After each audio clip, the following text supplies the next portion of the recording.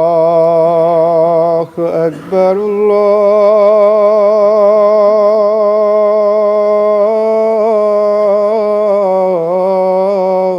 الله أكبر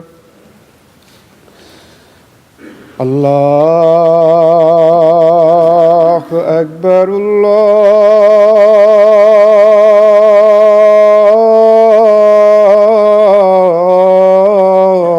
الله أكبر أشهد أن لا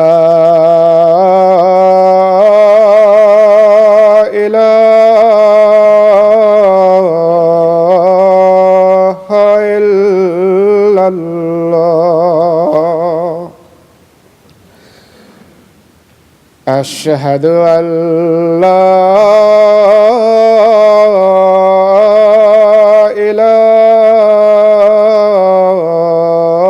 إله إلا الله أشهد أن محمدًا رسول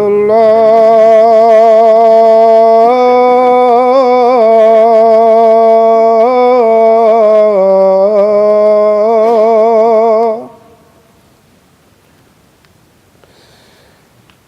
أشهد أن محمدًا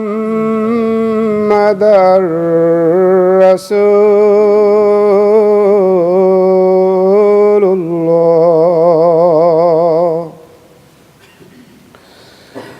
حي على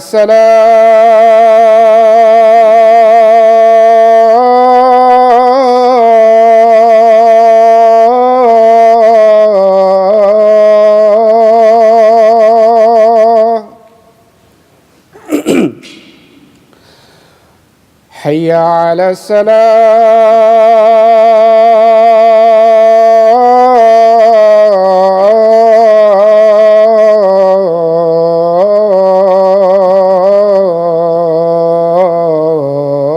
الصلاة حي على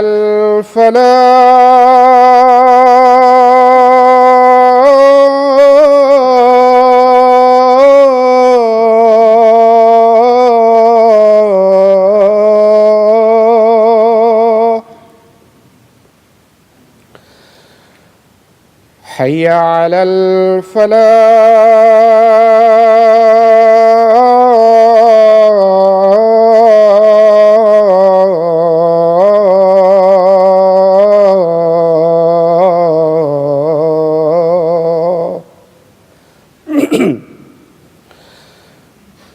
الله أكبر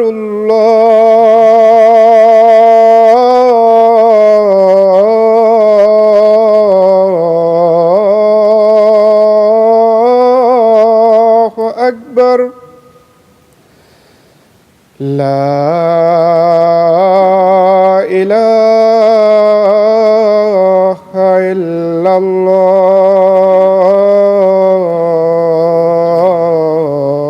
الله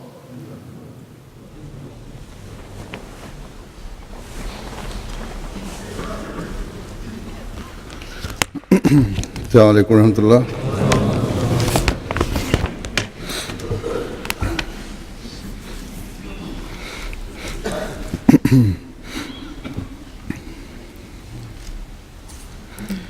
أشهد أن لا إله إلا الله وحده لا شريك له وأشهد أن محمدا عبده ورسوله أما بعد فأعوذ بالله من الشيطان الرجيم بسم الله الرحمن الرحيم الحمد لله رب العالمين الرحمن الرحيم مالك يوم الدين إياك نعبد وإياك نستعين اهدنا الصراط المستقيم صراط الذين أنعمت عليهم غير المغضوب عليهم ولا الضالين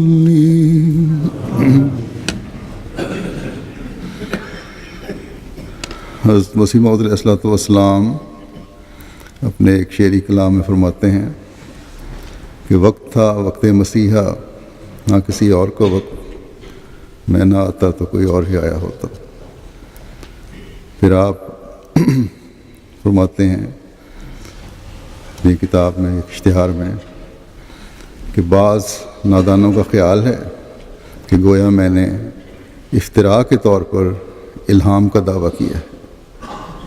غلط ہے، بلکہ در حقیقت یہ کام اس قادر خدا کا ہے جس نے زمین و آسمان کو پیدا کیا اور اس جہان کو بنایا ہے.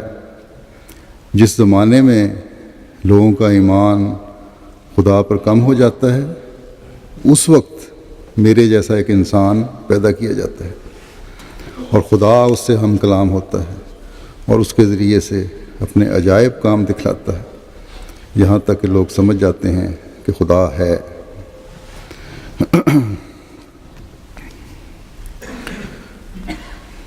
آج وہ 22 مارچ ہے، لیکن 23 مارچ کا دن جماعت احمدیہ میں یوم مسیح موعود کے حوالے سے منایا جاتا ہے.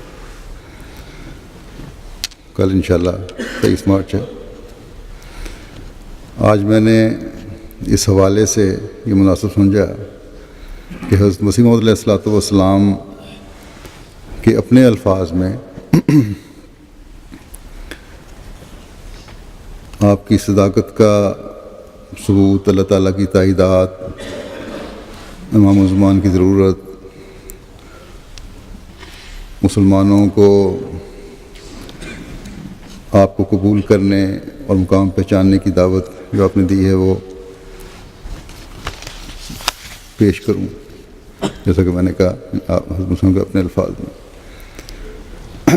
آپ فرماتے ہیں کہ خدا تعالیٰ کی طرف سے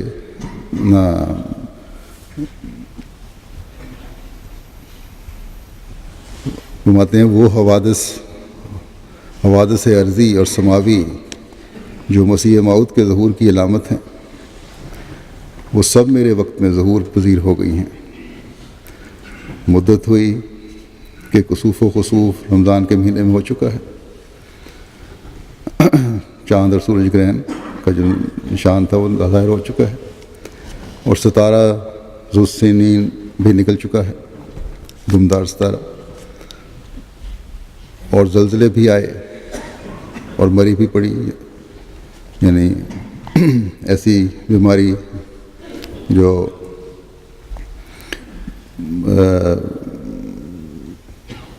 طاعون وغیرہ. فرمایا مری بھی پڑی اور عیسائی مذہب بڑے زور شور سے دنیا میں پھیل گیا، اور جیسا کہ آثار میں پہلے سے لکھا گیا تھا بڑے تشدد سے میری تکفیر بھی ہوئی. یہ بھی پیش گوئی تھی، پہلے بزرگ لکھ گئے تھے کہ مسیح موعود آئے گا تو اس کی تکفیر بھی ہوگی. کافر کہیں گے، اسے جھوٹا کہیں گے۔ فرمایا کہ غرض تمام علامات ظاہر ہو چکی ہیں اور وہ علوم و معارف ظاہر ہو چکے ہیں جو دلوں کو حق کی طرف ہدایت دیتے ہیں۔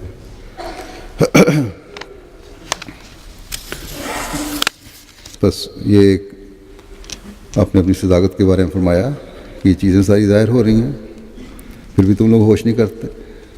پھر اسی طرح ایک اور جگہ آپ فرماتے ہیں کہ میں دیکھتا ہوں کہ وہ لوگ جو نیچر اور صحیفہ قدرت کے پیرو بننا چاہتے ہوں، ان کے لیے خدا تعالیٰ نے یہ نہایت عمدہ موقع دیا ہے کہ وہ میرے دعوے کو قبول کریں، کیونکہ وہ لوگ ان مشکلات میں گرفتار نہیں ہیں جن میں ہمارے دوسرے مخالف گرفتار ہیں، کیونکہ وہ خوب جانتے ہیں کہ حضرت عیسیٰ علیہ السلام فوت ہو گئے ہیں۔ جو لوگ اس بات پہ یقین رکھتے ہیں کہ حضرت عیسیٰ علیہ السلام فوت ہو گئے ہیں، ان کو مسیح موعود کے دعوے پہ غور کرنا چاہیے۔ فرمایا اور پھر ساتھ ہی اس کے انہیں یہ بھی ماننا پڑتا ہے کہ مسیح موعود کی نسبت جو پیشگوئی احادیث میں موجود ہے وہ ان متواترات میں سے ہے جن سے انکار کرنا کسی عقل مند کا کام نہیں۔ بس اس صورت میں یہ بات ضروری طور پر انہیں قبول کرنی پڑتی ہے کہ آنے والا مسیح اسی امت میں سے ہوگا۔ البتہ یہ سوال کرنا ان کا حق ہے کہ ہم کیوں کر یہ دعویٰ مسیح موعود ہونے کا قبول کریں۔ یہ تو ٹھیک ہے کہ اس امت میں مسیح موعود ہوگا، لیکن یہ کس طرح صحیح ثابت ہوتا ہے کہ آپ نے جو دعویٰ کیا ہے وہ صحیح ہے؟ تو فرمایا اس پر دلیل کیا ہے کہ وہ مسیح موعود تم ہی ہو؟ فرمایا اس کا جواب یہ ہے کہ جس زمانے اور جس ملک اور جس قصبے میں مسیح موعود کا ظاہر ہونا قرآن شریف اور احادیث سے ثابت ہوتا ہے، اور جن افعال خاصہ کو مسیح کے وجود کی علت غائی ٹھہرایا گیا ہے، یعنی ضروری چیز ٹھہرایا گیا ہے، اور جن حوادث ارضی اور سماوی کو مسیح موعود کے ظاہر ہونے کی علامات بیان فرمایا گیا ہے، اور جن علوم اور معارف کو مسیح موعود کا خاصہ ٹھہرایا گیا ہے، وہ سب باتیں اللہ تعالیٰ نے مجھ میں اور میرے زمانے میں اور میرے ملک میں جمع کر دی ہیں، اور پھر زیادہ تر اطمینان کے لیے آسمانی تائیدات میرے شامل حال کی۔ فارسی شعر آگے لکھا ہے آپ نے کہ چوں مرا حکم ازبِ قوم مسیحی دادان، مصلحت را ابن مریم نام من بن ہادان، آسماں بارد نشان الوقت میں گوید زمین، ایند و شاہد ازبِ تصدیق من استادان، کہ مجھے چونکہ مسیح کی قوم کے لیے حکم دیا گیا ہے اس لیے میرا نام ابن مریم رکھا گیا ہے۔ آسمان نشان برسا رہا ہے، زمین بھی کہہ رہی ہے کہ یہی وقت ہے، یہ دو گواہ میری تصدیق کے لیے کھڑے ہیں۔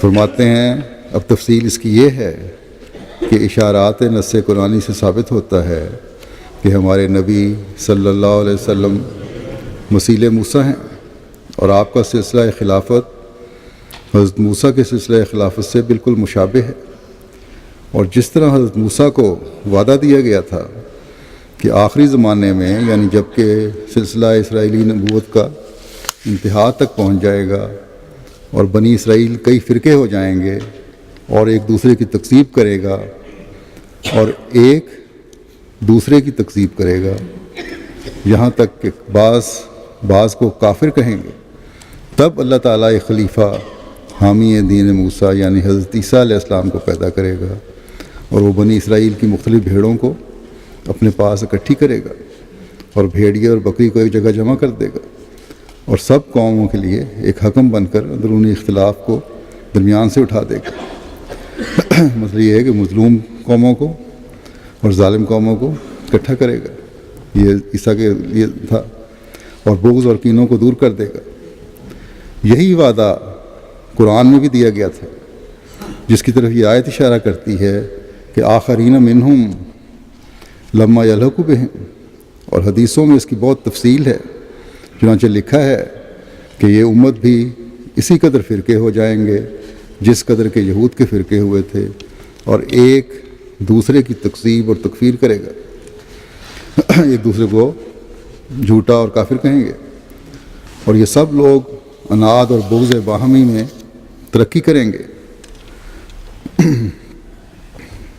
یعنی ایک دوسرے میں بغض سے اور ایک دوسرے کی دشمنی میں بڑھتے چلے جائیں گے، اس وقت تک کہ مسیح موعود حکم ہو کر نہ دنیا میں آوے، اور جب وہ حکم ہو کر آئے گا تو بعض بغض اور شہناہ کو دور کر دے گا،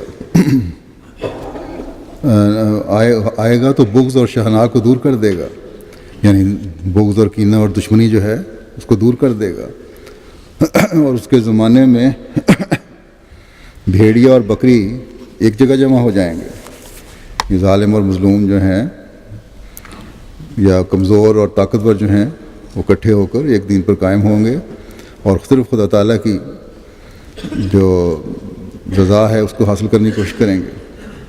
چنانچہ یہ بات تمام تاریخ جاننے والوں کو معلوم ہے کہ حضرت عیسیٰ علیہ السلام ایسے ہی وقت میں آئے تھے کہ جب اسرائیلی قوموں میں بڑا تفرقہ پیدا ہو گیا تھا اور ایک دوسرے کے مکفر اور مکذب ہو گئے تھے۔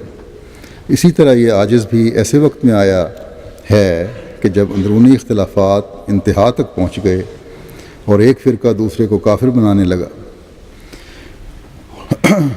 اور اس تفرقہ کے وقت میں امت محمدیہ کو ایک حکم کی ضرورت تھی، سو خدا نے مجھے حکم کر کے بھیجا ہے۔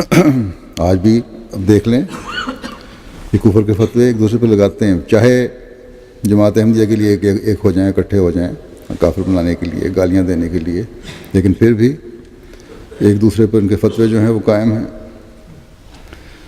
پھر فرمایا، اور یہ ایک عجیب اتفاق ہو گیا ہے جس کی طرف نصوص قرآنیہ اور حدیثیہ کا اشارہ پایا جاتا ہے کہ جیسا کہ حضرت عیسیٰ علیہ السلام حضرت موسیٰ سے 1300 برس بعد 14ویں صدی میں پیدا ہوئے، اسی طرح یہ عاجز بھی 14ویں صدی میں خدا تعالیٰ کی طرف سے مبعوث ہوا۔ معلوم ہوتا ہے کہ اسی لحاظ سے بڑے بڑے اہل کشف اس بات کی طرف گئے کہ وہ مسیح موعود 14ویں صدی میں مبعوث ہوگا، اور فرمایا اللہ تعالیٰ نے میرا نام غلام احمد قادیانی رکھ کر اسی بات کی طرف اشارہ فرمایا، کیونکہ اس نام میں 1300 کا عدد پورا کیا گیا ہے۔ غلام احمد قادیانی میں حروف ابجد کے لحاظ سے 1300 کا عدد پورا ہوتا ہے۔ غرض قرآن اور حدیث سے اس بات کا کافی ثبوت ملتا ہے کہ آنے والا مسیح 14ویں صدی میں ظہور کرے گا، اور وہ تفرقہ مذاہب اسلام اور غلبہ باہمی اناد کے وقت میں آئے گا۔ پھر اپنی صداقت کا ایک ثبوت اور دیتے ہیں، فرمایا کہ فصوص الحکم میں شیخ ابن العربی اپنے ایک کشف میں یہ لکھتے ہیں کہ وہ خاتم الولایت ہے اور تمام پیدا ہوگا، یعنی مسیح موعود، اور ایک لڑکی اس کے ساتھ متولد ہوگی، اور وہ چینی ہوگا، یعنی اس کے باپ دادے چینی ممالک میں رہے ہوں گے۔ سو خدا تعالیٰ کے ارادے نے ان سب باتوں کو پورا کر دیا۔ میں لکھ چکا ہوں کہ میں تمام پیدا ہوا، جڑواں پیدا ہوا تھا، اور میرے ساتھ ایک لڑکی تھی، اور ہمارے بزرگ سمرقند میں جو چین سے تعلق رکھتا ہے رہتے تھے۔ پھر آپ فرماتے ہیں، میں پہلے بھی لکھ چکا ہوں کہ قرآن شریف کی روح سے کوئی دعویٰ معمور من اللہ ہونے کا اکمل اور اتم طور پر اس صورت میں ثابت ہو سکتا ہے جبکہ 3 پہلو سے اس کا ثبوت ظاہر ہو۔ اول یہ کہ نصوص صریحہ اس کی صحت پر گواہی دیں، یعنی وہ دعویٰ کتاب اللہ کے مخالف نہ ہو۔ دوسرے یہ کہ عقلی دلائل اس کے مؤید اور مصدق ہوں۔ تیسرے یہ کہ آسمانی نشان اس مدعی کی تصدیق کریں۔ سو ان تینوں وجوہ استدلال کی روح سے میرا دعویٰ ثابت ہے۔ نصوص حدیثیہ جو طالب حق کو بصیرت کامل پہنچاتی ہیں، یعنی حدیثوں کے ثبوت جن سے اگر حق کا طالب ہونا شرط ہے، یہ نہیں کہ جھٹائی اور ضد ہو۔ اگر حق کا طالب ہے تو اس کو کامل بصیرت پہنچاتی ہیں، اس کو دکھاتی ہیں، اور میرے دعوے کی نسبت اطمینان کامل بخشتی ہیں۔ ان میں سے مسیح موعود اور مسیح بنی اسرائیلی کا اختلاف حلیہ بھی ہے۔ چنانچہ صحیح بخاری کے صفحہ، جو کتاب آپ نے حوالہ دیا بخاری کا، اس میں صفحات لکھے ہوئے 458، 876 اور 1055، لیکن بہرحال باب نزول عیسیٰ اور باب انبیاء، کتاب الانبیاء میں بخاری میں اس کا ذکر ہے، جس میں دونوں کے مسیح بنی اسرائیل اور مسیح محمدی کے، مسیح موعود کے حلیہ درج ہیں جو علیحدہ علیحدہ ہیں۔ فرمایا ان حدیثوں وغیرہ میں جو مسیح موعود کے بارے میں حدیث ہے، جس میں بیان ہے کہ حضرت صلی اللہ علیہ وسلم نے اس کو عالم کشف میں خانہ کعبہ کا طواف کرتے دیکھا، اور اس میں اس کا حلیہ یہ لکھا ہے کہ وہ گندم گون تھا، اور اس کے بال گھونگھر والے نہیں تھے بلکہ صاف تھے۔ اور پھر اصل مسیح عیسیٰ علیہ السلام جو اسرائیلی نبی تھا، اس کا حلیہ لکھا ہے کہ وہ سرخ رنگ تھا جس کے گھونگھر والے بال تھے۔ اور صحیح بخاری میں جا بجا یہ التزام کیا گیا ہے کہ آنے والے مسیح موعود کے حلیے میں گندم گوں اور سیدھے بال لکھ دیا ہے، اور حضرت عیسیٰ کے حلیے میں جا بجا سرخ رنگ اور گھونگھر والے بال لکھتا گیا ہے، جس سے ثابت ہوتا ہے کہ حضرت صلی اللہ علیہ وسلم نے آنے والے مسیح موعود کو ایک علیحدہ انسان قرار دیا ہے، اور اس کی صفت میں امامکم منکم بیان فرمایا ہے، اور حضرت عیسیٰ علیہ السلام کو علیحدہ انسان قرار دیا ہے، اور بعض مناسبات کے لحاظ سے عیسیٰ بن مریم کا نام دونوں پر اطلاق کر دیا ہے۔ فرمایا اور ایک اور بات غور کرنے کے لائق ہے، اور وہ یہ کہ حضرت صلی اللہ علیہ وسلم نے جہاں مسیح موعود کا ذکر کیا ہے، اس جگہ صرف اسی پر کفایت نہیں کی کہ اس کا حلیہ گندم گوں اور صاف بال لکھا ہے، بلکہ اس کے ساتھ دجال کا بھی جا بجا ذکر کیا ہے۔ مگر جہاں حضرت عیسیٰ علیہ السلام بنی اسرائیل کا ذکر کیا ہے، وہاں دجال کا ساتھ ذکر نہیں کیا۔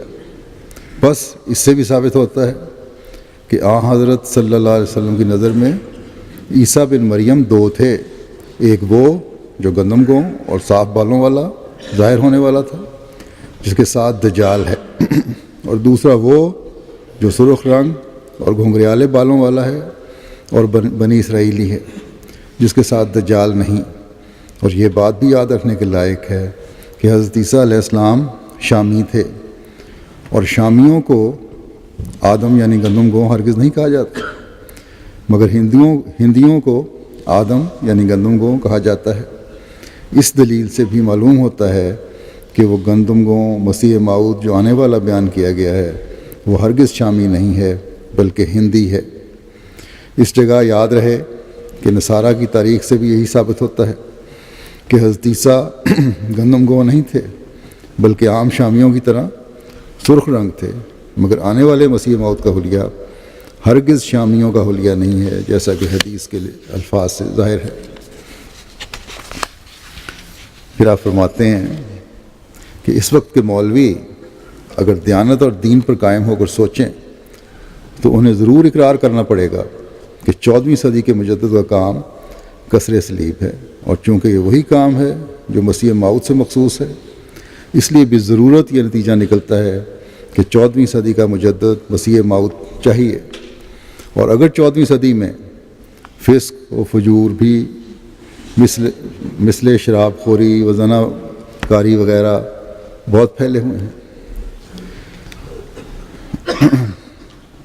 اور 14ویں صدی میں اور فسق و فجور بھی، یعنی بہت سارے فسق و فجور پھیلے ہوئے ہیں، مثلا شراب خوری، زنا کاری، مگر بغور نظر معلوم ہوگا کہ ان سب کا سبب ایسی تعلیمیں ہیں جن کا یہ مدعا ہے کہ ایک انسان کے خون نے گناہوں کی بعض پرس سے کفایت کر دی۔ یہ جو اتنی برائیاں پھیلی ہوئی ہیں، ان کی وجہ یہ ہے کہ یہ نظریہ قائم ہو گیا ہے، یہ تعلیم ہے کہ حضرت عیسیٰ کے کفارے کی وجہ سے ان سے ان کے گناہوں کی باز پرس نہیں ہوگی، پوچھا نہیں جائے گا۔ فرمایا اسی وجہ سے ایسے جرائم کے ارتکاب میں یورپ سب سے بڑا ہوا ہے، اس میں سارے مغربی ممالک شامل ہیں اور دوسرے ممالک بھی جہاں جھوٹ ہے اب تو ہر جگہ پھیلتی چلی جا رہی ہے۔ فرمایا پھر ایسے لوگوں کی مجاورت کے اثر سے عموماً، یعنی ان کے ہمسائے میں سے ان کے ساتھ بیٹھنے اٹھنے سے عموماً ہر ایک قوم میں بے قیدی اور آزادی بڑھ گئی ہے۔ اب صرف یہ یورپ کے ساتھ نہیں رہا، بلکہ جہاں بھی یہ پھیل رہے ہیں جا رہے ہیں، یا آج کل کے ذریعوں کے ذریعے سے ٹیلی ویژن اور دوسرے ذرائع سے پہنچ رہی ہے آزادی، وہاں بھی ہر قسم کی قید سے آزاد ہو رہے ہیں اور بے حیائی بڑھتی چلی جا رہی ہے۔ فرمایا اگرچہ لوگ بیماریوں سے ہلاک ہو جائیں اور اگرچہ وبا ان کو کھا جائے، مگر کسی کو یہ خیال بھی نہیں آتا یہ تمام عذاب شامت اعمال سے ہے۔ بہت سارے عذاب جو آ رہے ہیں، طوفان ہیں، زلزلے ہیں، یہ لوگوں کی شامت اعمال ہے۔ کوئی سوچتا نہیں اس کی کیا وجہ ہے۔ یہی تو ہے کہ خدا تعالیٰ کی محبت ٹھنڈی ہو گئی ہے اور اس ذوالجلال کی عظمت دلوں پر سے گھٹ گئی ہے۔ بس آج کل کی بھی آفات جو آتی ہیں یہ بھی ایک لمحہ فکری ہے، اور ہمیں بھی دعاؤں کی طرف توجہ دینی چاہیے، اور جو نام ماننے والے ہیں ان کو بھی سوچنا چاہیے۔ غرض فرمایا غرض جیسا کہ کفارے کی بے قیدی نے یورپ کی قوموں کو شراب خواری اور ہر ایک فسق و فجور پر دلیر کیا ہے، ایسا ہی ان کا نظارہ دوسری قوموں پر اثر انداز ہوا۔ اس میں کیا شک ہے کہ فسق و فجور بھی ایک بیماری متعدی ہے۔ ایک شریف عورت کنجریوں کی دن رات صحبت میں رہ کر اگر صریح بدکاری تک نہیں پہنچے گی تو کسی قدر گندے حالات کے مشاہدہ سے دل اس کا ضرور خراب ہوگا، کیونکہ صحبت اثر ڈالتی ہے، حالات اثر ڈالتے ہیں، ماحول اثر ڈالتا ہے۔ پھر فرمایا خدا تعالیٰ کی غیرت اور رحمت نے چاہا کہ صلیبی عقیدے کے زہرناک اثر سے لوگوں کو بچاوے، اور جس تجالیت سے انسان کو خدا بنایا گیا ہے اس تجالیت کے پردے کھول دیوے۔ اور چونکہ 14ویں صدی کے شروع تک یہ بلا کمال تک پہنچ گئی تھی، یعنی یہ مصیبت اور بلا جو ہے یہ اپنی انتہا کو پہنچ گئی تھی، اس لیے اللہ تعالیٰ کے فضل اور عنایت نے چاہا کہ 14ویں صدی کا مجدد کسر صلیب کرنے والا ہو، کیونکہ مجدد بطور طبیب کے ہے، اور طبیب کا کام یہی ہے کہ جس بیماری کا غلبہ ہو اس بیماری کی کلا کما کی طرف توجہ کرے۔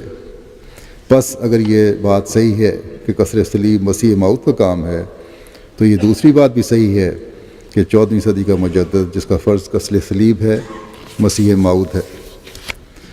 پھر کسر صلیب کس طرح ہوگی اس بارے میں آپ فرماتے ہیں، اس جگہ طبعاً یہ سوال پیدا ہوتا ہے کہ مسیح موعود کیوں کر اور کن وسائل سے کسر صلیب کرنا چاہیے، مسیح موعود کو کیوں کر اور کن وسائل سے کسر صلیب کرنا چاہیے؟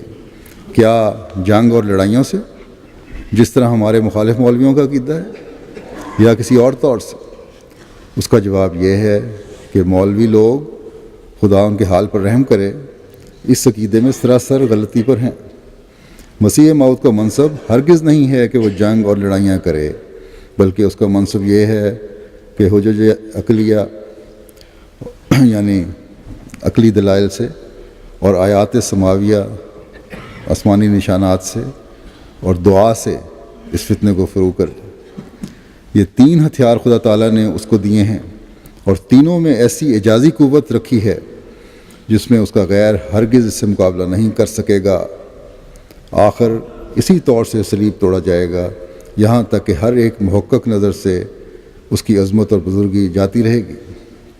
جو بھی تحقیق کرنے کی نظر سے دیکھے گا، غور کرے گا اس پہ نظر سے صلیب کی عظمت اور بزرگی جو ہے، اثر جو پڑا ہوا ہے وہ ختم ہو جائے گی، اور رفتہ رفتہ توحید قبول کرنے کے وسیع دروازے کھلیں گے۔ یہ سب کچھ تدریجاً ہوگا، کیونکہ خدا تعالیٰ کے سارے کام تدریجی ہیں، کچھ ہماری حیات میں اور کچھ بعد میں ہوگا۔ اسلام ابتدا میں بھی تدریجاً ہی ترقی پذیر ہوا، اور پھر انتہا میں بھی تدریجاً اپنی پہلی حالت کی طرف آئے گا۔ بس اب یہ حضرت مسیح موعود علیہ السلام کے ماننے والوں کو بھی فرض ہے کہ اس فریضے کی سر انجام دہی میں مصروف ہوں اور توحید کو قائم کرنے کی کوشش کریں۔ پھر آپ فرماتے ہیں کہ یاد رہے اپنے حکم امام اور حکم ہونے کے بارے میں کہ یاد رہے کہ امام الزمان کے لفظ میں نبی، رسول، محدث، مجدد سب داخل ہیں، مگر جو لوگ ارشاد اور ہدایت خلق اللہ کے لیے معمور نہیں ہوئے اور نہ وہ کمالات ان کو دیے گئے، وہ گو ولی ہوں یا ابدال ہوں، امام الزمان نہیں کہلا سکتے۔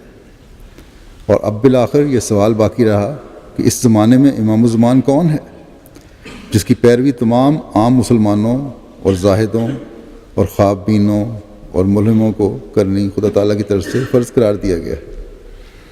یعنی ہر مسلمان کو، ہر نیک آدمی کو، جن کو خوابیں آتی ہیں ان کو بھی، جن کو الہام ہوا ہے مسیح کے آنے کے، امام کے آنے کے، ان کو بھی۔ میں اس وقت بے دھڑک کہتا ہوں کہ خدا تعالیٰ کے فضل اور عنایت سے وہ امام الزمان میں ہوں، اور مجھ میں خدا تعالیٰ نے وہ تمام علامتیں اور تمام شرطیں جمع کی ہیں اور اس صدی کے سر پر مجھے مبعوث فرمایا ہے، جس میں سے 15 برس گزر بھی گئے ہیں جب یہ اپنے تحریر فرمائی اس وقت۔ اور ایسے وقت میں میں ظاہر ہوا ہوں کہ جب کہ اسلامی عقیدے اختلافات سے بھر گئے تھے اور کوئی عقیدہ اختلاف سے خالی نہ تھا، ایسا ہی مسیح کے نزول کے بارے میں نہایت غلط خیال پھیل گئے تھے، اور اس عقیدے میں بھی اختلاف کا یہ حال تھا کہ کوئی حضرت عیسیٰ کی حیات کا قائل تھا اور کوئی موت کا، اور کوئی جسمانی نزول مانتا تھا اور کوئی بروزی نزول کا معتقد تھا، اور کوئی دمشق میں ان کو اتار رہا تھا اور کوئی مکے میں اور کوئی بیت المقدس میں اور کوئی اسلامی لشکر میں، اور کوئی خیال کرتا تھا کہ ہندوستان میں اتریں گے۔ بس یہ تمام مختلف رائیں اور مختلف قول ایک فیصلہ کرنے والے حکم کو چاہتے تھے، وہ حکم میں ہوں۔ میں روحانی طور پر کسر صلیب کے لیے اور نیز اختلافات کے دور کرنے کے لیے بھیجا گیا۔ انہی دونوں امروں نے تقاضا کیا کہ میں بھیجا جاؤں۔ میرے لیے ضروری نہیں تھا کہ میں اپنی حقیقت کی کوئی اور دلیل پیش کروں، کیونکہ ضرورت خود دلیل، جو حالات تھے وہ مسیح موعود کے آنے کا تقاضا کر رہے تھے اور ضرورت تھی، اور یہی دلیل کافی تھی۔ لیکن پھر بھی میری تائید میں خدا تعالیٰ نے کئی نشان ظاہر کیے ہیں، اور میں جیسا کہ اور اختلافات میں فیصلہ کرنے کے لیے حکم ہوں، ایسا ہی وفات حیات کے جھگڑے میں بھی میں حکم ہوں، اور میں امام مالک اور ابن حزم اور معتزلہ کے قول کو مسیح کی وفات کے بارے میں صحیح قرار دیتا ہوں، اور دوسرے اہل سنت کو غلطی کا مرتکب سمجھتا ہوں۔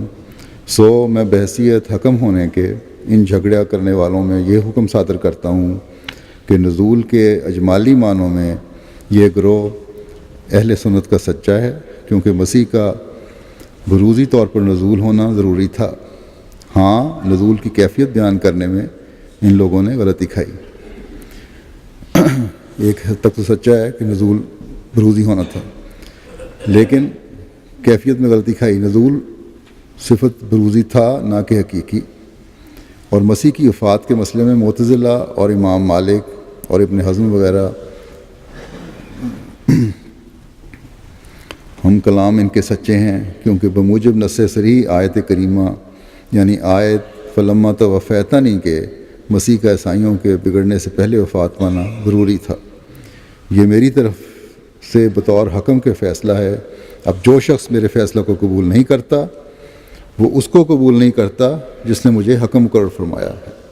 اگر یہ سوال پیش ہو کہ تمہارے حکم ہونے کا ثبوت کیا ہے، اس کا یہ جواب ہے کہ جس زمانے کے لیے حکم آنا چاہیے تھا وہ زمانہ موجود ہے، اور جس قوم کی صلیبی غلطیوں کی حکم نے اصلاح کرنی تھی وہ قوم موجود ہے، اور جن نشانوں نے اس حکم پر گواہی دینی تھی وہ نشان ظہور میں آ چکے ہیں، آسمانی بھی اور زمینی بھی، اور اب بھی نشانوں کا سلسلہ شروع ہے۔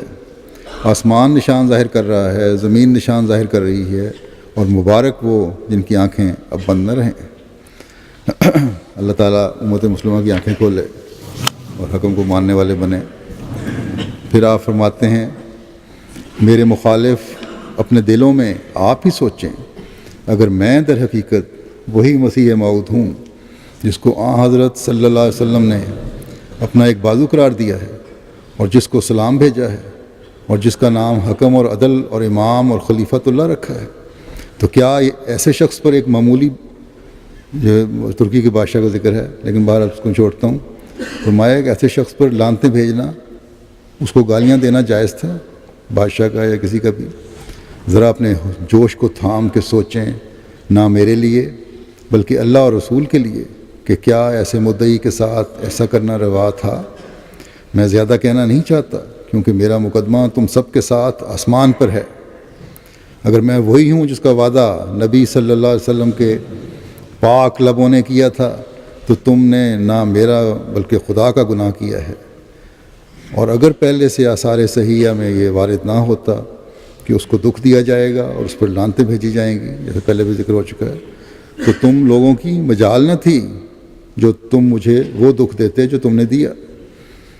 یہ تو دیا جانا مقدر تھا مسیح کے لیے، پہلے لکھا گیا تھا، پر ضرور تھا کہ وہ سب نوشتے پورے ہوں جو خدا کی طرف سے لکھے گئے تھے اور اب تک تمہیں ملزم کرنے کے لیے تمہاری کتابوں میں موجود ہیں، جن کو تم زبان سے پڑھتے اور پھر تکفیر اور لعنت کر کے مہر لگا دیتے ہو کہ وہ بد علماء اور ان کے دوست جو مہدی کی تکفیر کریں گے اور مسیح سے مقابلہ سے پیش آئیں گے وہ تم ہی ہو۔ پھر آپ فرماتے ہیں پھر یہ بھی سوچو کہ جس حالت میں وہ شخص ہوں جو اس مسیح موعود ہونے کا دعویٰ رکھتا ہوں، جس کی نسبت رسول اللہ صلی اللہ علیہ وسلم نے فرما دیا ہے کہ وہ تمہارا امام اور خلیفہ ہے اور اس پر خدا اور اس کے نبی کا سلام ہے اور اس کا دشمن لعنتی اور اس کا دوست خدا کا دوست ہے، اور وہ تمام دنیا کے لیے حکم ہو کر آئے گا اور اپنے تمام قول اور فعل میں عادل ہوگا، تو کیا یہ تقویٰ کا طریق تھا کہ میرے دعویٰ کو سن کر اور میرے نشانوں کو دیکھ کر اور میرے ثبوتوں کا مشاہدہ کر کے مجھے یہ صلہ دیتے کہ گندی گالیاں اور ٹھٹھے اور ہنسی سے پیش آتے؟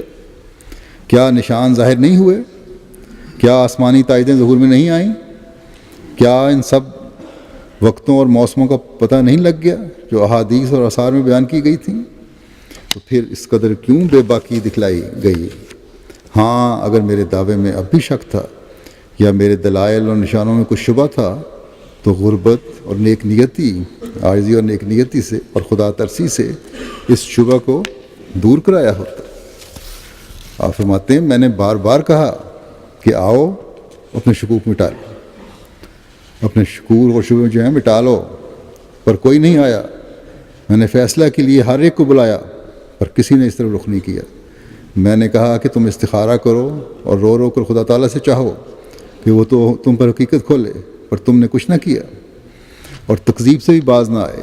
خدا نے میری نسبت سچ کہا کہ دنیا میں ایک نذیر آیا پر دنیا نے اس کو قبول نہ کیا، لیکن خدا اسے قبول کرے گا اور بڑے زور آور حملوں سے اس کی سچائی ظاہر کر دے گا۔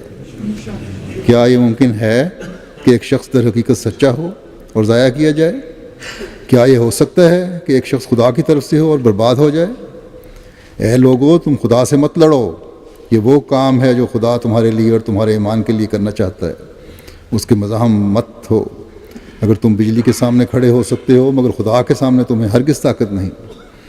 اگر یہ کاروبار انسان کی طرف سے ہوتا تو تمہارے حملوں کی کچھ بھی حاجت نہ تھی، خدا اس کو نیست و نابود کرنے کے لیے خود کافی تھا۔ افسوس کہ آسمان گواہی دے رہا ہے اور تم نہیں سنتے، اور زمین ضرورت بیان کر رہی ہے اور تم نہیں دیکھتے۔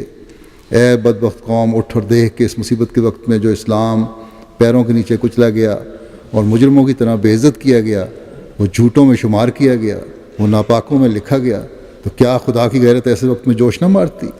اب سمجھ کہ آسمان جھکتا چلا آتا ہے اور وہ دن نزدیک ہیں کہ ہر ایک کان کو انل موجود کی آواز آئے گی۔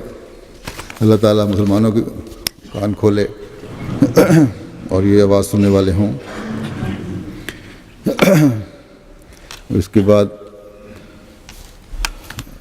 اس وقت میں ایک افسوسناک خبر بھی بتانا چاہتا ہوں جو مکرم وفات کی ہے، مکرم چودھری مسلح الدین مبارک مسلح الدین احمد صاحب کی، تحریک جدید میں وکیل تعلیم تھے آج کل اور پرانے دیرینہ خادم سلسلہ تھے۔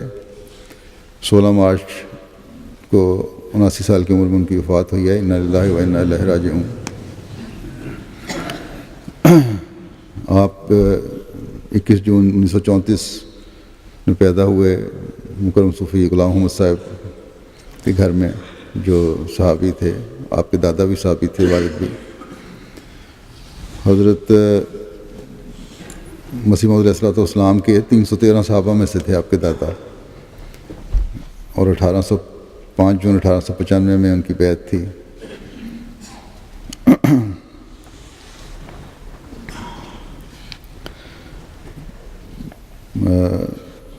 تقسیم ہند کے بعد اس کی ثانی کے ارشاد پر قادیان چلے گئے تھے۔ درویشان قادیان میں شامل ہو گئے تھے۔ قادیان میں ان کی وفات ہوئی اور بھشتی میں پورے قادیان میں ہی دفن ہوئے۔ مکرم چودھری مبارک مسلم الدین صاحب کے والد صوفی غلام محمد صاحب کو بھی حضرت مسیح علیہ السلام کی زیارت کا شرف حاصل تھا، اور مکرم صوفی صاحب کو بھی واقف زندگی کے طور پر مختلف حیثیتوں سے سلسلے کی بھرپور خدمت کی توفیق ملی۔ تعلیم الاسلام ہائی اسکول میں بطور استاد بھی رہے، سپرنٹینڈنٹ بورڈنگ رہے، طریقہ جدید کے ناظر بیت المال خرچ بھی رہے، ناظر اعلیٰ ثانی بھی رہے صدر احمدیہ کے۔ فرض مختلف عہدوں پہ ان کو خدمت کی توفیق ملی۔ مسلم الدین صاحب کا تعلق ان کے دادا کا گجرات سے تھا۔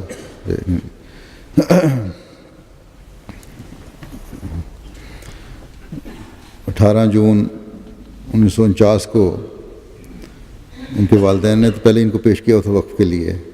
1949 میں انہوں نے خود اپنی زندگی سلسلہ خدمت کے لیے وقف کر دی، اور ستمبر 1949 میں میٹرک کے بعد وقف کرنے کے لیے کرنے والے 8 واقفین کو ربا میں انٹرویو کے لیے بلایا حضرت خلیفۃ مسیح ثانی نے، اور خود ہی ان کے پرچے سیٹ کیے اور خود ہی ان کا امتحان لیا، انٹرویو لیا۔ ان میں ایک مبارک مسلم الدین صاحب بھی تھے۔ پھر بعض کو فرمایا کہ کالج میں مزید تعلیم حاصل کریں۔ تعلیم الاسلام ہائی اسکول میں 9ویں تک پڑھے تھے آپ۔ پھر چنیوٹ میں جو ہائی اسکول تھا تعلیم الاسلام ہائی اسکول، یہاں سے انہوں نے میٹرک فرسٹ ڈویژن میں پاس کیا۔ پھر 1953 میں تعلیم اسلام کالج لاہور سے BSc کرنے کے بعد گورنمنٹ کالج لاہور سے 1956 میں پنجاب یونیورسٹی کے تحت ریاضی یا حساب کا میں MSc کی، اور پھر جیسے کہ وقف تھے 1956 کو وکالت دیوان میں حاضر ہوئے۔ آپ کا پہلا تقرر امانت تحریک جدید میں کیا گیا، چند ماہ وہاں کام کیا۔ پھر وکالت مال میں تقرر ہوا۔ پھر آپ کو جماعت کا ایک تجارتی ادارہ تھا ایشو افریقن، وہاں بھجوایا گیا، چند سال وہاں رہے۔ 1964 کے آغاز میں واپس تحریک جدید میں آئے، اور وکالت مال ثانی میں بطور نائب وکیل المال ثانی 1972 تک رہے، اور 1972 میں سے 2001 تک وکیل المال کے طور پر کام کیا۔ اس کے بعد 2001 میں اب وفات تک وکیل التعلیم تھے، اور اس کے علاوہ بھی جماعت کے مختلف کمیٹیوں اور بورڈز جو تھے ان کے ممبر رہے۔ مجلس کارپرداز بشتی مقبرہ کے ممبر بھی تھے، بڑے صاحب الرائے تھے، اللہ تعالیٰ کی سے گہرا بڑی سوچ سمجھ کے مشورہ دینے والے اور گہرا علم رکھنے والے۔ ہر اس کمیٹی کے بارے میں جہاں بھی ممبر تھے ان کی حاضری ایک تو باقاعدہ ہوتی تھی، دوسرے باقاعدہ تحقیق کر کے علم حاصل کر کے جایا کرتے تھے۔ خلافت سے بھی بے انتہا اخلاص اور محبت کا تعلق تھا۔ قرآن کریم کے بھی بہت سے حصے آپ کو حفظ تھے، تلاوت بڑی اچھی کیا کرتے تھے۔ اکثر شورا کے موقع پر تلاوت کا ان کو موقع ملتا تھا۔ خدمت کا سلسلہ 57 سال پر محیط ہے۔ ذیلی تنظیموں میں بھی دامل احمدیہ وغیرہ میں بڑا لمبا عرصہ کام کیا۔ 1964 میں ان کی شادی ہوئی، اور ان کی اہلیہ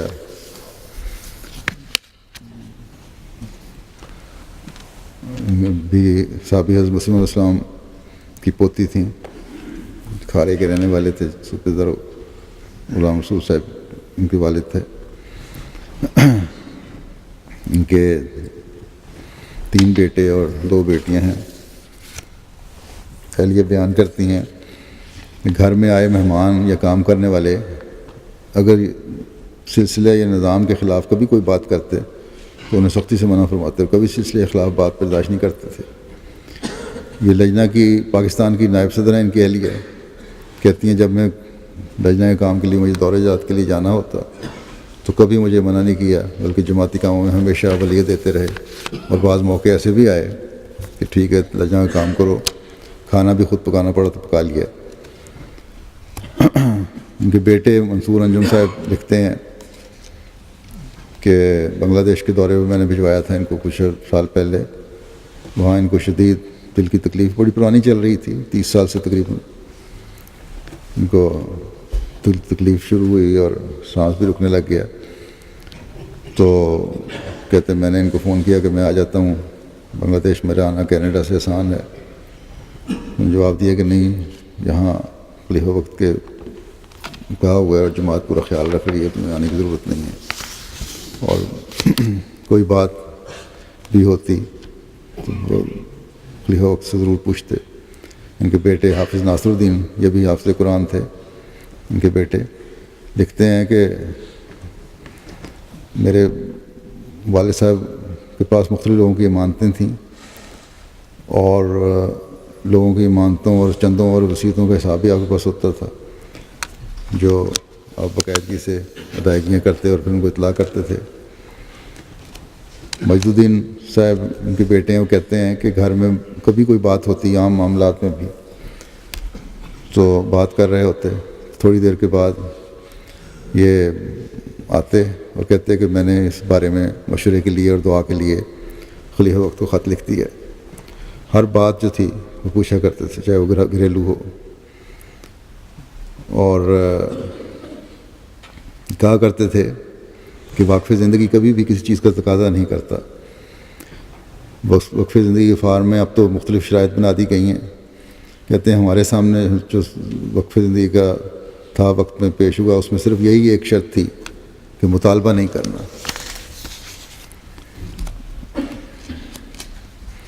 اور ان کے بچے کہتے ہیں کبھی ہمیں یہ احساس نہیں ہونے دیا کہ وقف زندگی ہونے کی وجہ سے تم نے کسی چیز کی کمی ہو، اپنے اوپر تنگی وارد کر کے بھی ہماری ضروریات پوری کر لیا کرتے تھے۔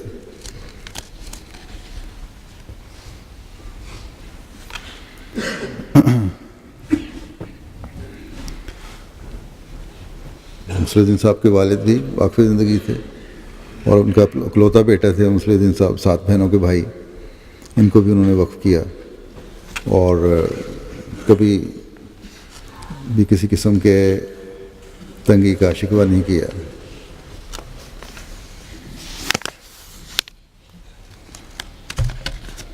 ان کے مصلح الدین صاحب کے والد جو تھے حضرت صوفی غلام محمد صاحب، وہ BSc اور BT تھے۔ ان کو جب اسکول سے ریٹائرمنٹ ہوئی تو انہوں نے حضرت مسیح ثانی کی خدمت میں لکھا کہ میری ریٹائرمنٹ ہو گئی اور میں تو وقف زندگی ہوں، اب کیا حکم کا انتظار کروں، اب میں نے کیا کرنا ہے۔ تو کافی لمبا عرصہ جواب نہیں آیا۔ مصلح الدین صاحب کو ہاسٹل میں تھے، یہ وہاں وظیفہ ملا کرتا تھا، تو اس لیے کہ والد صاحب کے حالات تنگی کے ہوں گے، یہ ہاسٹل چھوڑ کے آ گئے، اور اپنا جو وظیفہ تھی رقم تھی وہ گھر کے خرچ کے لیے چلاتے رہے، اور بڑی تنگی سے وہاں اس کو گزارا ہوتا رہا۔ پھر اللہ تعالیٰ نے فضل فرمایا۔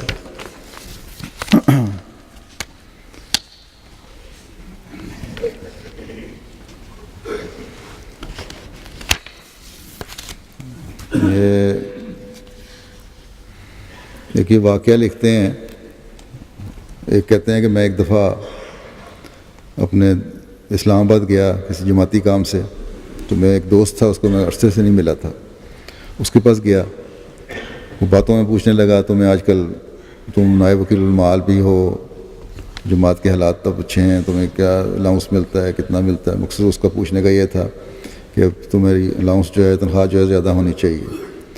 تو کہتے ہیں میں نے اس کو کہا کہ مجھے جو کچھ ملتا ہے اس میں اتنی برکت ہے کہ وہ تم جو گورنمنٹ سروس میں کام کر رہے ہو اور سیکریٹری لیول کے آدمی ہو، تمہیں بھی اتنی برکت نہیں ہے۔ خیر کہتے ہیں بحث کے بعد رات کو تو سو گئے، صبح اٹھ کے تیار ہوئے دفتر جانے کے لیے. انہوں نے بھی سیکریٹریٹ میں کسی جماعتی کام میں جانا تھا. تو جا رہے تھے تو انہوں نے دوست نے کہا کھڑے سڑک پہ کھڑے ہو کے ٹیکسی لے کے جاتے ہیں. انہوں نے کہا ٹیکسی کا انتظار کرنا اتنی دیر ہم چلتے ہیں. چل رہے تھے، جا رہے تھے سڑک پہ تو ایک گاڑی آ کے رکی بڑی سی اور فلیگ کار تھی. اس نے آ کے رکا اور اس جو افسر تھا سرکاری اس کو نہیں پوچھا، ان کو کہنے لگا کہ آپ فلاں جگہ سیکریٹریٹ میں جانا چاہتے ہیں.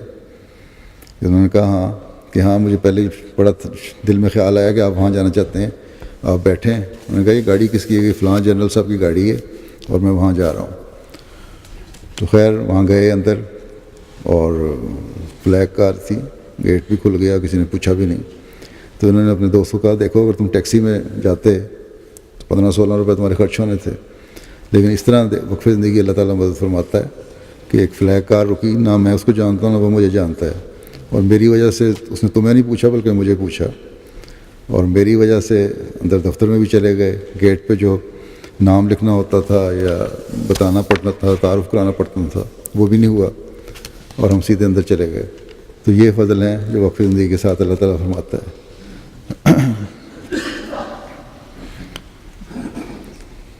حضرت مسیح رابع رحمہ اللہ تعالیٰ نے اپنے خطبے میں اپنی ایک مبشر رویا کا ذکر کیا تھا کہ فرمایا کہ میں نے دیکھا جیسے سیاحوں کی بس ہوتی ہے ویسے ہی کسی بس میں اور میرے کچھ ساتھی سفر کرتے ہیں، ایک دریا کو عبور کرنے والے ہیں، اور بس کی حالت کا سفر ہے مجھے اب یہ جو بس کی حالت کا سفر ہے یہ مجھے یاد نہیں، لیکن یوں معلوم ہوتا ہے جیسے وہ پل کے پاس آ کر نیچے اس کے دامن میں رک گئی ہے بس، اور کوئی وجہ ہے کہ وہ بس خود آگے نہیں بڑھ سکتی. تو جیسے ایسے موقع پر مسافر اتر کر چہل قدمی شروع کر دیتے ہیں، اس طرح اس بس میں سے اترا ہوں، یعنی خلیفۃ المسیح رابع اترے ہیں، کچھ اور مسافر بھی اترے. کہتے ہیں میرے ذہن میں اس وقت اور کوئی نہیں آ رہا، مگر یہ اچھی طرح یاد ہے کہ مبارک مصلح الدین صاحب جو ہمارے وقف زندگی طریقے کارکن ہیں وہ ساتھ ہیں، اور جیسے انتظار میں اور کوئی شغل نہ ہو تو انسان کہتا ہے چلو اب نہا لیتے ہیں. میں اور وہ ہم دونوں دریا میں چھلانگ لگا دیتے ہیں. تو کہتے ہیں میرے ذہن میں اس وقت یہ خیال ہوا کہ ہم تھوڑا سا تیر کے واپس آ جائیں گے، لیکن مبارک مصلح الدین مجھ سے تھوڑے سے 2 ہاتھ آگے ہیں اور مجھے کہتے ہیں کہ چلیں اب اسی طرح دریا پار کرتے ہیں. تو میرے ذہن میں یہ خیال ہے کہ دریا تو بھرپور بہہ رہا ہے، جیسے دریائے سندھ میں سیلاب کے وقت ہوتا ہے، اگرچہ کناروں سے چھلکا نہیں لیکن لبالب ہے اور بہت ہی بھرپور قوت کے ساتھ بہہ رہا ہے. تو میں یہ سمجھتا ہوں کہ پتہ نہیں ہم یہ کر بھی سکیں گے کہ نہیں. مبارک مصلح الدین کہتے ہیں کہ نہیں ہم کر سکتے ہیں، اور میں کہتا ہوں کہ ٹھیک ہے پھر چلتے ہیں.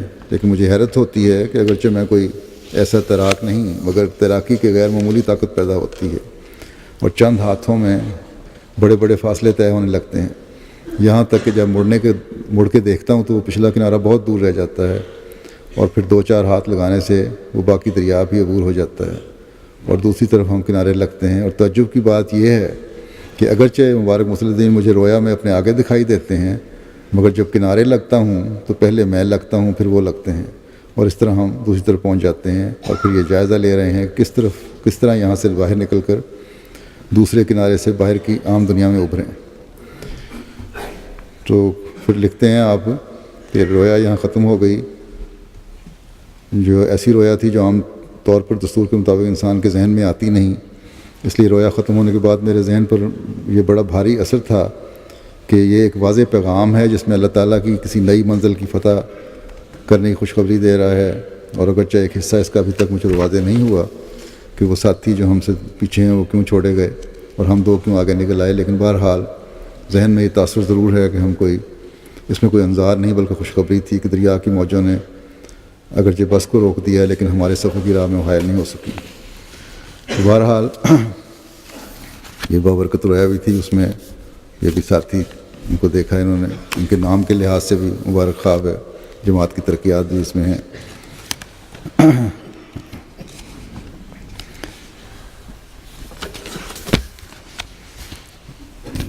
خود بھی کافی دعا گو، تہجد گزار، نیک تھے، غریبوں کو بہت زیادہ خیال رکھنے والے، بلکہ ایک ان کے دفتر کے آدمی نے لکھا کہ میرے سے غریبوں کو ہر سال رمضان میں کچھ راشن وغیرہ جنس وغیرہ دلوایا کرتے تھے اور کسی کو اور کو پتہ نہیں ہوتا تھا. ویسے اصولی آدمی دفتری معاملات میں، لیکن طبیعت میں انکساری بھی تھی، عاجزی بھی تھی، غریب پروری بھی تھی. ان کے بچے اب اللہ کے فضل سے اچھے صاحب حیثیت ہیں، کمانے والے ہیں. ان کی جو نیکیاں ہیں یہ خدمت خلق کی، ان کو چاہیے کہ جاری رکھیں.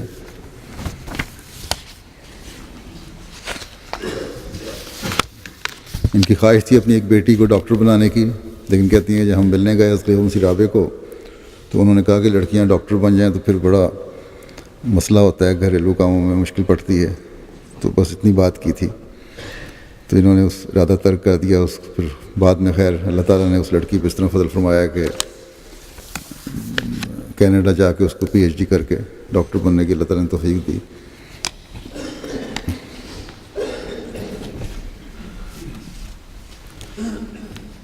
اب بعض چھوٹی چھوٹی باتیں ہوتی ہیں، یہاں بھی لوگ بچوں کے جو الاؤنس ملتا ہے اس حکومت کی طرف سے، اس پہ میاں بیوی کے جھگڑے ہو رہے ہوتے ہیں. وہ کہتا ہے میں نے لینا ہے، وہ کہتا ہے میں نے لینا ہے. لیکن ان کا بچہ لکھتا ہے کہ مجھے اچھے نمبر میں نے لیے تو مجھے اسکالرشپ ملا. تو مجھے انہوں نے، میرے والد نے کہا کہ یہ اسکالرشپ تمہیں ملا ہے، یہ تمہاری محنت کی وجہ سے تمہیں ملا ہے، لیکن تمہاری جو پڑھائی کا خرچہ اور رہن سہن کا خرچہ ہے وہ میں پورا دوں گا. یہ تمہاری اپنی فیس ہے، اس پہ میرا یا ہمارے گھر کا کسی کا کوئی حق نہیں. لیکن اس کا یہ مطلب بھی نہیں ہے کہ بچے مطالبے شروع کرتے ہیں کہ ہمارا حق بن گیا. کہنے کا مطلب یہ ہے کہ اصل مقصد جس چیز کے لیے ہو اس پہ استعمال ہونی چاہیے رقم.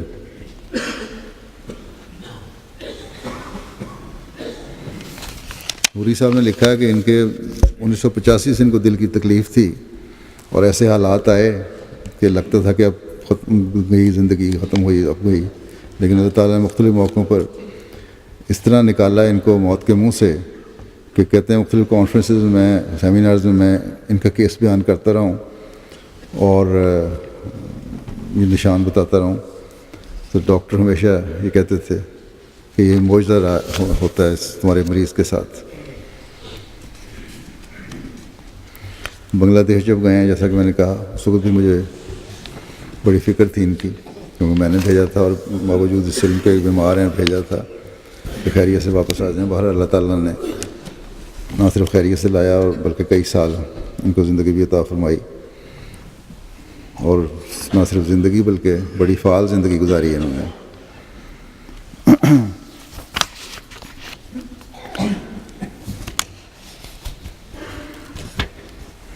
ان کے ساتھ کام کرنے والے مربی سلسلہ ہبت الرحمان صاحب لکھتے ہیں کہ جامعہ احمدیہ میں ان کی تقریر تھی 20 مارچ یوم مسیح موت کے لحاظ کی وجہ سے کے موقع پر. تو پرنسپل صاحب جو ملنے آئے، پرنسپل صاحب نے بھی یہ لکھا تھا. تو چوہدری صاحب نے اشاروں سے کہا کہ میں نے تقریر تو تیار کی، کل میں صبح 7 بجے سے 12 بجے تک بیٹھ کے تقریر تیار کرتا رہا، لیکن اب میں ہسپتال میں ہوں، تقریر کر نہیں سکوں گا. تو بہرحال ہر چیز کا ان کو بڑا فکر رہتی تھی اور پہلے کام کیا کرتے تھے. میں نے بھی ان کے ساتھ دفتر میں وکالت مال میں تقریباً 8 سال کام کیا ہے. بہت کچھ ان سے سیکھا. ڈرافٹنگ وغیرہ بھی بڑی اچھی تھی ان کی. بجٹ کی بنانے کے لیے بڑا ان کو ملکہ تھا، اور بعض دفعہ رات 11-12 بجے تک کام ہوتا تھا دفتر میں. لیکن یہ نہیں کہ دوسروں پہ چھوڑ دیا کرو اور خود گھر چلے گئے، ساتھ بیٹھ کے کام کرواتے تھے صحیح رات. بڑے اخلاص اور وفا تھا ان میں. جب ناظر اعلیٰ بنا ہوں، میں پہلے میں ماتحت تھا، ناظر اعلیٰ جب بنا ہوں تب بھی میں نے دیکھا اطاعت کا جذبہ بے انتہا تھا، اور خلافت کے ساتھ بات تو پھر اخلاص اور وفا ان میں بہت زیادہ بڑھ گیا تھا. اللہ تعالیٰ ان کے درجات بلند فرمائے اور ان کے بچوں کو بھی، نسلوں کو بھی خلافت اور جماعت سے ہمیشہ وابستہ رکھے.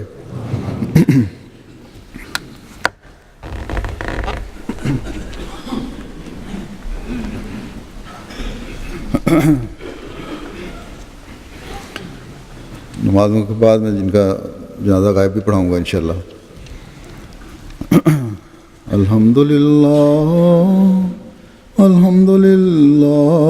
नहमदुहु व नस्तईनुहु व नस्तगफिरुहु व नुमिनु बिही व नतवक्कलु अलैहि व नऊज़ु बिल्लाहि मिन शुरूरि अनफुसिना व मिन सय्यिआति अअमालिना मन यहदिहिल्लाहु फला मुदिल्ल लहु व मन युद्लिल्हु फला हादिय लहु व नशहदु अन ला इलाहा इल्लल्लाह व नशहदु अन्ना मुहम्मदन अब्दुहु व रसूलुहु। इबादल्लाह रहमकुमुल्लाह इन्नल्लाह यामुरु बिल अदलि वल इहसानि व इताइ ज़िल क़ुर्बा व यन्हा अनिल फ़हशाइ वल मुनकरि वल बग़य यइज़ुकुम लअल्लकुम तज़क्करून। उज़्कुरुल्लाह यज़्कुरुकुम वदऊहु यस्तजिब लकुम व लज़िक्रुल्लाहि अकबर।